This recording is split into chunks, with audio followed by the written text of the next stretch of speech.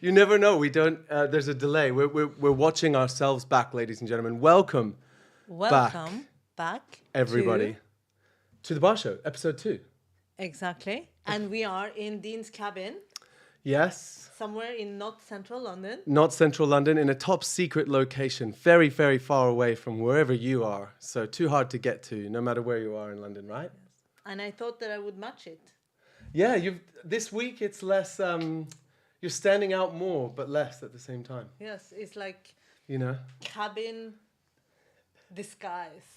We're trying our best to speak constantly, but say nothing, like all the other podcasts.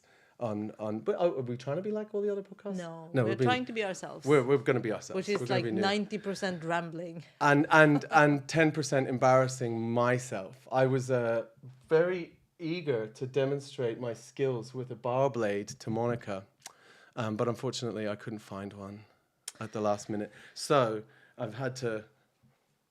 Oh my God. Okay, I thought you were going to try to... Was that not? Yeah, do you okay, want? Do you want just a little one? Yeah. Perfect, thank you. It's yours. Thank you. There you go. Thank you so much. I love these. If you haven't had one of these, guys, try it out. These are the best things ever. It's like the original RTD. Yes, it is. And it's 92 years old now. When's the 100-year anniversary? Well, if it's 92, it's in 8 years, I would say. But 8 years. So that's like 2032. We should have a big party. Yes. I'm definitely having a big party. I love these things. well, anyways, welcome back to the Barshow. I'm Monica. This is Dean. And today we have a very special guest. In Alex Rouse. It's Rouse, right? No, it's Alex Ruas. Rouse. Ruas. Rouse. You know, Rouse. live from Norway, actually. Yeah. He's We'll joining us. bring him in now. Put him in between us, hopefully. Press the magic button. Oh, okay. So, I'm not seeing it. I think Oh, I see. it's a delay. No, it's just that we're not seeing him, and we can't hear him. There. Okay, We see super. him now. I'm here. Yeah. All right, rock and roll. Hello. I see there's a echo. I see. I'll fix that 1 second. There's always a little bit of technical problems when you are doing something live. But and obviously you are here for multiple reasons. One of them being because you were one of the contributors in our Perspectives episode, Who Are Bars Designed For? But also secondly, because you, well, that's up for discussion, but arguably run and founded one of the leading design agencies for bar station design and bar design. And I would argue, given one very particular influential bar design that you were part of, the Hexagon, The tire station. the Tire Station. Yes. It's called the Tire Station, right? Yes. Okay, so that, I think, we don't know the ramifications of it right now, but that for me changed the world. Like, it's completely different to anything I'd seen before. In my mind, there was a set way it was meant to be done, and that changed things, and it works so well. It's for me. So you two talking bar design, and the fact that you're actually able to see my makeshift bar is crazy. It's a very special moment for me. I'm excited. Yes, maybe in the future we'll be able to do a cabin bar design. As A well. home bar? Yeah, that's the dream. That's the dream. Yeah. We've been chatting in the past. It's in the pipeline. We did. We actually had a conversation about doing exactly that. And then about 2 or 3 days, maybe a week after, I sold my house. So we moved house. I've just rebuilt a studio and I'm back. So I'm taking notes on anything that you guys discuss about design. All right. So should we start maybe by showing a little trailer of the Perspectives episode, just so that those watching at home who hasn't, shame on you, seen the episode yet, you can do it after, can just get an idea of what we're talking about.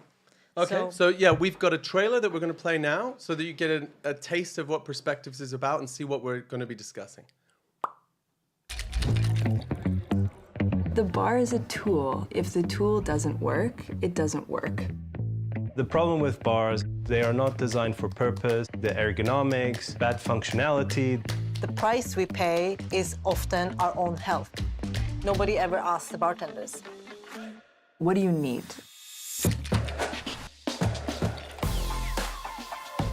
In this venue, ergonomics is key.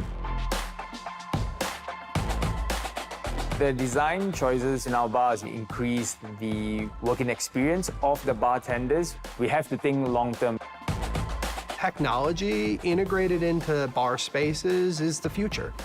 Those that make the change now, they're going to be the market leaders. When we design bars, we can't just think about the customer. There's so much more that goes into it.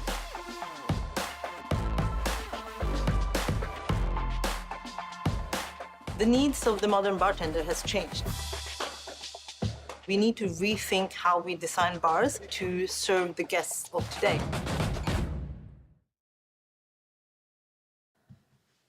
I love it so much. Well, I mean, it is a very interesting episode because I think that what has been missing in this conversation of bar design is taking those who will inhabit the space after it's finished into the equation. Because what often happens, and I know Alex and me, we've discussed this a lot, but what often happens when anyone wants to build a bar or a restaurant or venue of any kind is that they go to the architects, they go to the designers, and then they scope out everything. And then the last thing they will do is to hire the people that will actually physically work in the space. So by the time those people are brought in and hired, it's too late because everything is done, signed off, paid for, done, already installed.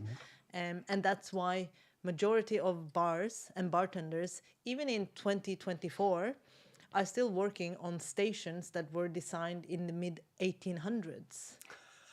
And that's the problem. Wouldn't you agree, Alex? I concur.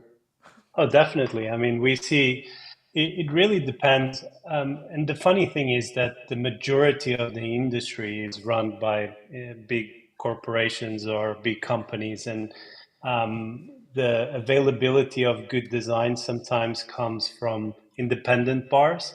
And that's where you probably see the most innovative and exciting things coming out. But I think we are always working on advocating to people that don't understand bars in terms of to change the mindset and bridge that gap, because comparing to, for example, the kitchen world, you know, the chefs are so protective of how their kitchens work, and I think in the industry we've always looked at the chef as the almighty. What he says is the right thing to do, right? And they normally are in the process way earlier versus the bartender. But I mean, it's changing. I see big companies changing their mentality for sure. And I think it's, if you do the comparison with the kitchen, you think about whenever you go into a restaurant, it's not like every single kitchen in the world is designed in the same way. Yes, sure, they have common elements that they all will have. They will have a stove, they will have extraction, they will have fridges, freezers, all of these things, but they won't necessarily be identical replications of each other. So why would you have the same identical station in a nightclub, in a restaurant bar, in a pub, in a cocktail bar, in a whatever bar? So, you know, and this kind of transference of thinking from one scenario to another scenario, it's kind of shocking sometimes that how people don't make the connection. Yeah, there's a lot of copy paste. Exactly.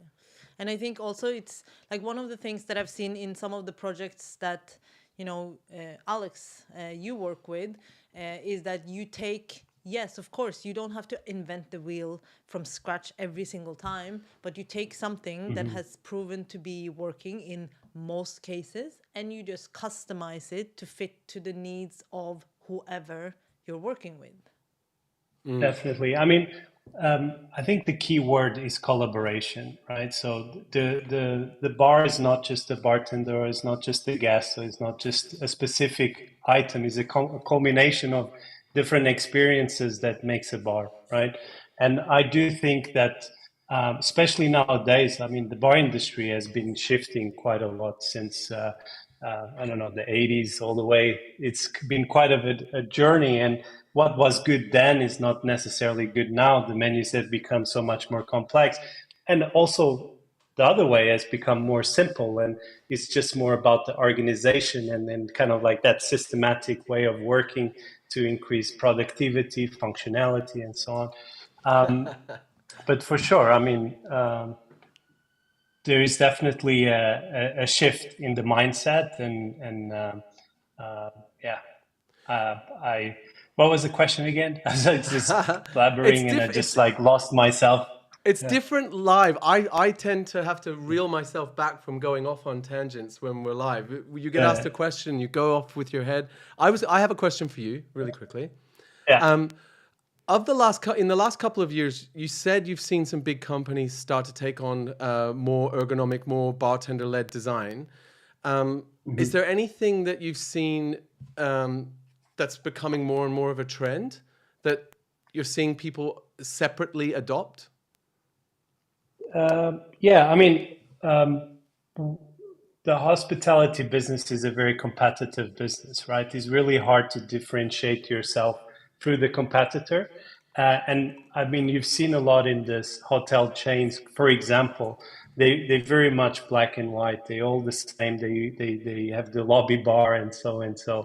And I do think that there is an understanding that one, the guests are more educated. They want more because they go to bars like Tay Elementary or Satan's bar and they get really good quality cocktails and they go travel, they expect the same thing. So I mean, if I could push a little bit on our side, I mean, the Taylor has been a bit of a game changer in terms of how they utilize spaces, especially in big venues where the flexibility is so important, right? Because rooms sometimes have different uses, you know, from breakfast to lunch to dinner to the actual getting to the cocktail bar. So I think there is always a mindset in terms of how can we maximize the concept for sure. So but you're yeah, seeing trends. I would go ahead. sorry, I'm saying you're seeing a lot of people focusing on how to take their concept, their unique selling point, and emphasize that through their bar design. Yeah, true. I mean, if we talk about like trends and see what's happening in the industry, I do see a lot of this kitchen style bars appearing because it's kind of like a way to celebrate the craft. It's very open to the guests, so they can kind of like get into the experience quite fast. So they're drawn into the bar. Yeah, there is definitely a couple of exciting projects that we're working on. But yeah. And I think it's just the kind of adapting to the situation. No, there's a lot of pressure on any kind of operator in today's market to kind of maximize the potential earnings of the space. So like there's less, you want to have less downtime. You want to have as much open hours as you can to a certain degree, where you have like hours that will make you a profit, not just dead opening, and also having spaces that can be different things to different people. Yeah, so in the afternoon, if you've got a coffee rush, or just before lunch, if you've got a coffee rush, if you want to be flexible and be able to serve people coffee in the afternoon, or if that's what they're looking for. Do you really? Because it's like if you want to have, I mean, if you get your laptops out of here. If you take the real estate that, for example, an espresso machine traditionally takes up in a bar, and you calculate how much I invest in this space versus how much money I'm going to have to make back, not turnover, but actual profit to cover the cost of that machine, isn't it better to maybe not have the machine? But the smell of freshly ground coffee. Yeah, but coffee don't make you money. Yeah. I mean, depends on the concept, really, right? So it's what they're trying to achieve and differentiate themselves into. We do get a lot of these questions. It's like we want to be a coffee shop, a bar, a cocktail bar, a lunch place.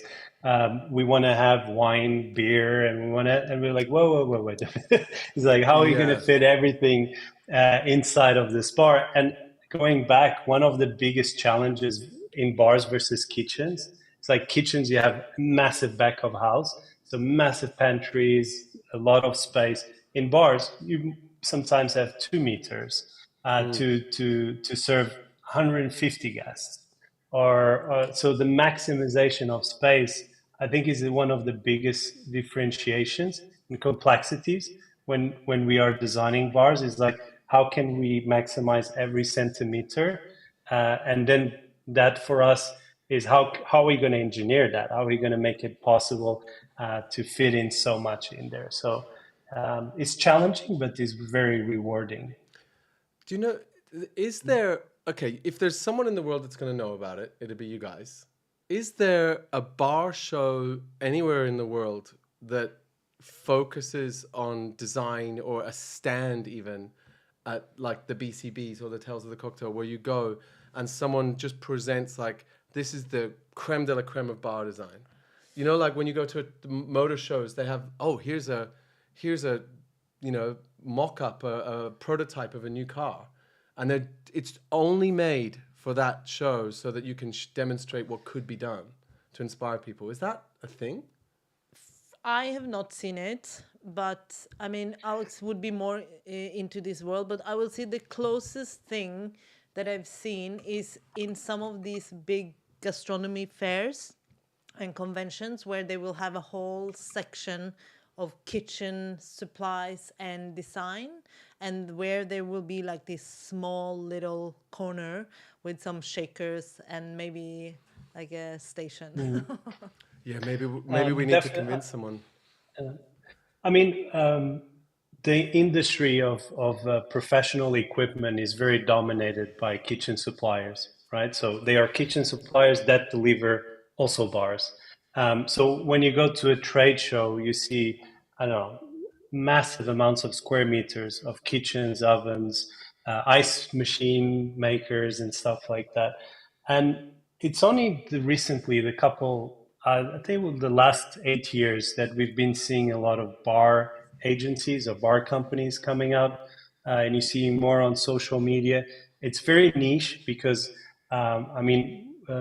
we very specialize in the bars, and they specialize in quite a big lack of options.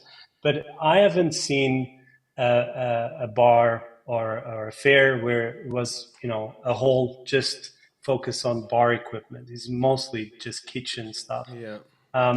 But I would love to see that changing. And I mean, we would love to be more present in those conventions and bar shows and showing what we can offer to the bartenders. But and also, in the end of the day, we need to also focus, who are we selling the product to? Is to the bartenders and the people paying for it, and the bartenders that own and so on. And they normally go to this big kitchen conventions, right?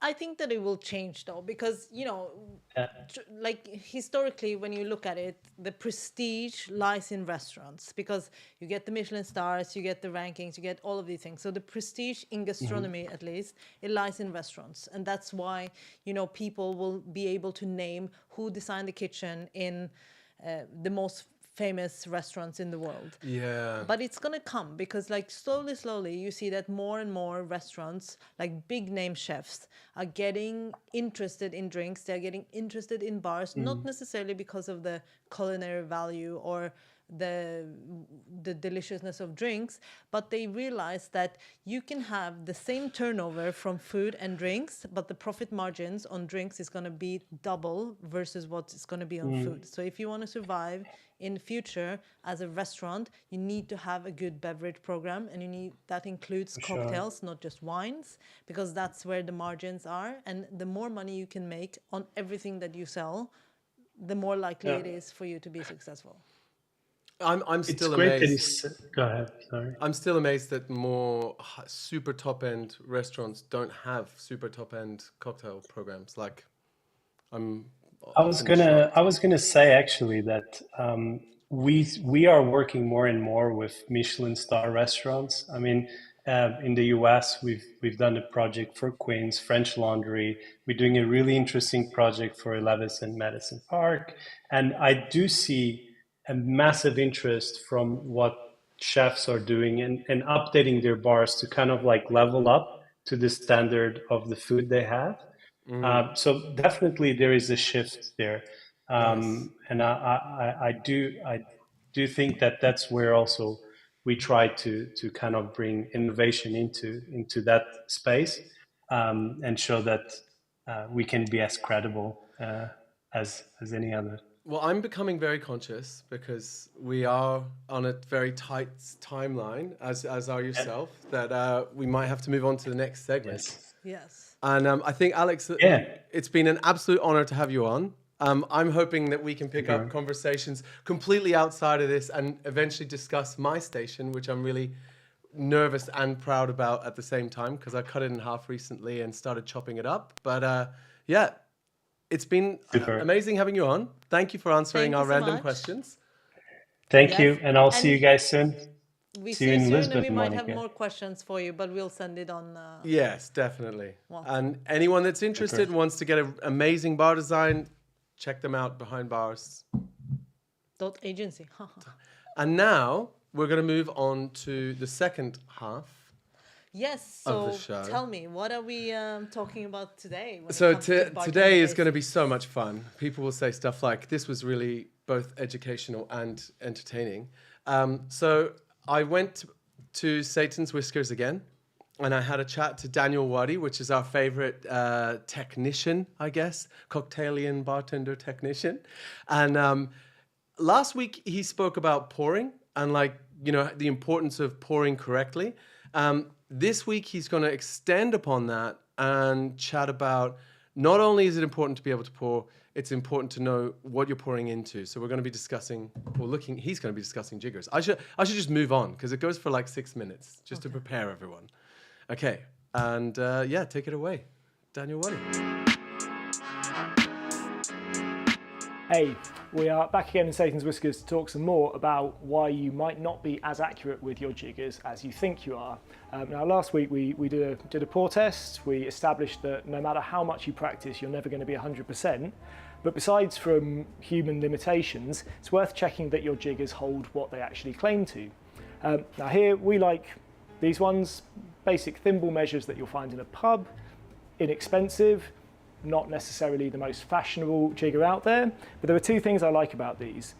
One of them is that they are straight-sided, a little bit like this measuring column, which means that every increment all the way up holds the same amount, which is good for doing fractions.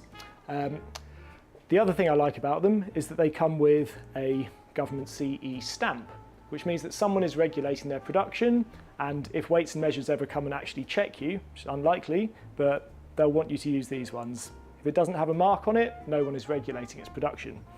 Whenever I get a new jigger, I like to put it on a set of scales and see if it holds as much as it claims to. So this is a 25mm measure that we've got here. I've got my tap water, 1 ml equals 1 gram, so it's really easy to see what things hold. And that filled flat to the top has come up as 25.4 mils. So nice, accurate, no meniscus, full to the top, good. Now, these jiggers are all well and good, but if you are a cocktailian bartender, then perhaps you want to be working with something a bit fancier looking to show how good you are at your job, for instance. But the question is, do these ones actually hold the amounts they claim to? Because no one is regulating this. So here I have a 2550ml from Cocktail Kingdom, which I'd say is pretty industry standard for this kind of thing. Let's see what it holds. So if we have a look at the back, 25ml measure here. Now I've filled that to what I would say the top is. No meniscus, it's a little bit hard to tell with jiggers with a lip, but that seems nice and full, not over full. 25.4 mils, all well and good. Now let's see what the back holds, the 50. Now this time I'm filling it up to the same level. So flat to the top, looked how it did there, but that's only 45.5 mils. And to actually get this up to 50, I've had to fill that with about as much of a meniscus on it as I can get. And actually I can't even move that without spilling it. And if I were trying to pour like this, chances are I'm going to underpour, because if I actually fill this up to the top, really hard to transfer that cleanly. We've got some other ones that we can have a look at. This one, cheap and cheerful. It's got lots of measures on the inside.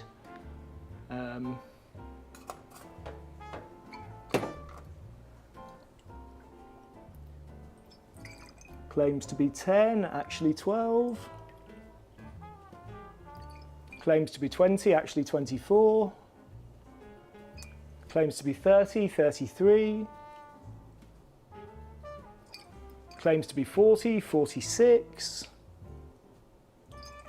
Claims to be 50, 56. I mean, this one, it's beautiful, it's expensive. The box says that it should hold 20, 40, 60. Let's see what it does.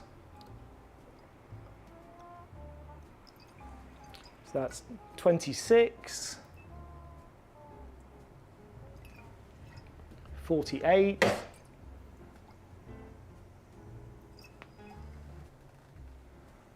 63. Worth checking that your equipment actually does what it's meant to. And sometimes it might not be the prettiest option, but it might be better for the job.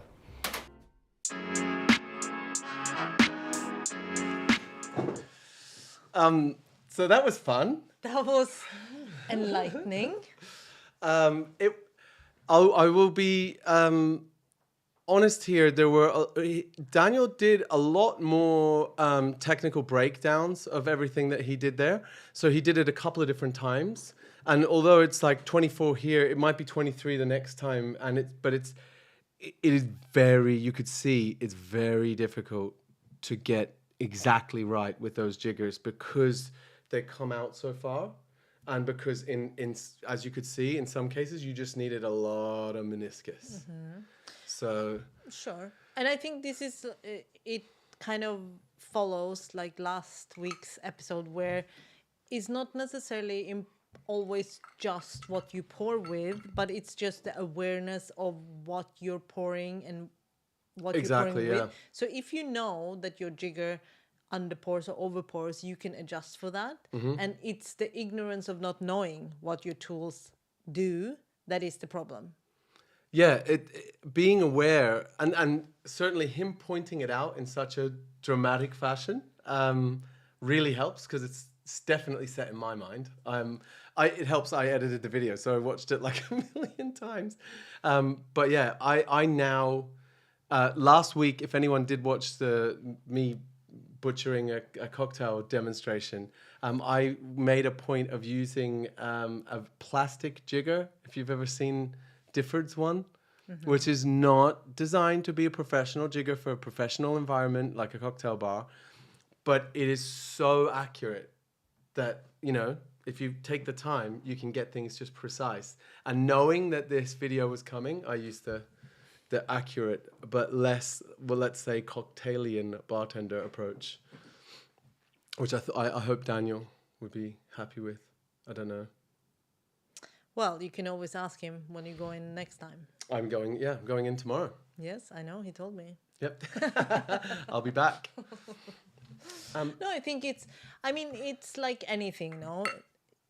Practice will never make you perfect, but it will make you better than not practicing. And it's the same, you know, this is where it sometimes is a hindrance in our industry, the fact that you don't always get this kind of one-on-one time with people that can teach you to do these things, you know? Like there's no university, there's no proper kind of agreed upon standards, which is, you know, because there's different measures in every country. That's fine, but the way you pour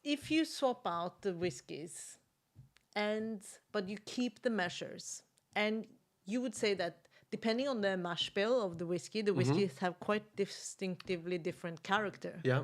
So is that because you enjoy this journey of not knowing what you're going to get on the other side? I Or is enjoy it- I enjoy the pursuit of a happy accident. Like I'm looking to find that, like, for example, like Wild Turkey 101 and Del Professor, right? Like if they are a match, great. Like, you know, call the Campari guys and be like, hey guys, you have liquid gold on your hands now because you've got that kind of linear, they connect together. And mostly the reason that I change the whiskeys up is for variety. And keeping the vermouth the same is because I'm at home, I'm not in a bar. So when I open a bottle of vermouth, I want to go through the vermouth. Does that make sense? Sure, but do you keep records? So Not really. If you have a drink and it's like, oh wow, this is I need the to be more best scientific. ever, like, and then because otherwise, how will you remember? Well, for me, the Willets straight rye with Torino vermouth was one of the special ones. Was particularly good, and it you was. remember, and because you always And do I the know the ratio. proportion, so it's Yeah. 2-1-2, so it's Exactly, easy. exactly. But that said, I remembered that the Angostura bitters bottle, because I like bitters, I pierced the top of the Angostura bitters bottle to give it just a little bit more of a wider opening, so I can still do 2. I think you need to have this discussion with Don because Yeah, Dash Don is- will not be because, happy. you know, 3 times he dashed out the whole bottle. I know. And measured. So I've seen the dash curve. Exactly. So I think then. So actually, It's a I would say middle that. bottle. It's not beginning or end of the bottle. But my observation of your Manhattan journey then would be that you are very okay with not having the top 20% all the time, because Exactly, if yeah. you wanted top 20% all the time, or just that make this 20% 100%, then you would keep records and you would allow for the measures to be different, Yes, but- depending on the qualities of the ingredients. So I would argue, do you remember the conversation that Anastasia brought up in Berlin? Yes. The way she has done this study and she's found 2 different strains of bartending that kind of influenced the American cocktail bar. And one of them was German precision, like perfect drinks every time, you know, a quiet place to enjoy a nice martini. And the other one was the Irish rowdy, hey, party bar. I'm Irish. Like I want a delicious tasting cocktail, and I want things to be the best they can be and for people to practice to be as good as they can be, like Daniel has done. But I want like the music I enjoy and people up and energy, and I want to see bartenders Sure, but swinging those out 2 drinks. things are 2 different conversations then. The ratio in a Manhattan, depending on the ingredients and the surroundings that you're enjoying that Manhattan, that's 2 different I don't know. arguments. I It would is. argue that we're talking about design of a bar. No, we are talking about But your Manhattans. no, so all the way through to the Manhattan. So if I'm walking down a street and the street looks a certain way and there's a certain vibe and a certain feel, and then I open the door into a bar, the bar should feel like the neighborhood and have an extension in its design or do something complementary. And so when you walk in, it feels like this place belongs in that space. And if it does, I feel comfortable immediately. And then the service, every element allows me to feel really good about in a positive mindset. And when I sit down, if I'm in a really uncomfortable chair, when the Manhattan comes, I'm already uncomfortable. So for me, every element needs to be right. And if every other element is perfect and I get one of the 20% of those amazing Manhattans, I'm over the moon. If everything else is horrible and I get a beautiful drink, I'd rather go to the place where everything else was amazing and I got the 80% because So- I can live with that. Okay. So technically, it has about the nothing to vibe. do with the drink at all. It complements the drink, the atmosphere. Sure, but like if you want the bar to be a representation of the neighborhood, of the time, place, and space that you are in, how do you, for example, explain tiki bars, which is Escapism in itself, yeah. Well, I think they're world unto themselves. If I go into a tiki bar and I'm taken away, and I feel like I'm in a new place experiencing a new thing, and Daniele Della Pola comes over and he gives me like this huge big spiel, and then the drink comes out and it's a Corpse Reviver #2, as plain as can be, like I would expect to have at the Savoy, I'm going to be like, this drink doesn't match the environment, even if it's good. You know, when I go to a tiki bar, I order the big flaming thing with the cinnamon burning on the top, and, you know, because it's part of the vibe. Exactly. And I want to, you know, bartender that's equally kind of dismissive of my rum knowledge and, you know, excited that I'm excited about being in their space. All right. So basically what you're saying is that bars are different. Yeah, and those are the nuances that make it. It's those little differences that make the experience of going out drinking so important. Like, if we wanted the same thing every day, I wouldn't leave the house. Exactly. So that's why also the design of the bar, regardless if it's in the room or behind the bar, it needs to also reflect what the purpose of what the bar is. And I think that's the point of this whole episode, why we wanted to talk about who are bars designed for, because bars are designed for the people that are in the space, regardless of if you're a guest or if you're working. It needs to work for both. And 100%. I think that should be the closing argument for this episode. Well, it's been a pleasure to riff a conversation with you, Monica, as always. And thank you very much, everybody that tuned in. Hopefully see you next week. Where we discuss flavor and supply chain.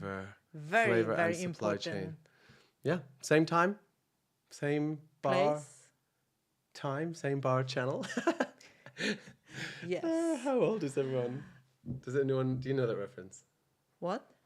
No? Okay, I think we need to say bye now. Ciao. Ciao, bye-bye.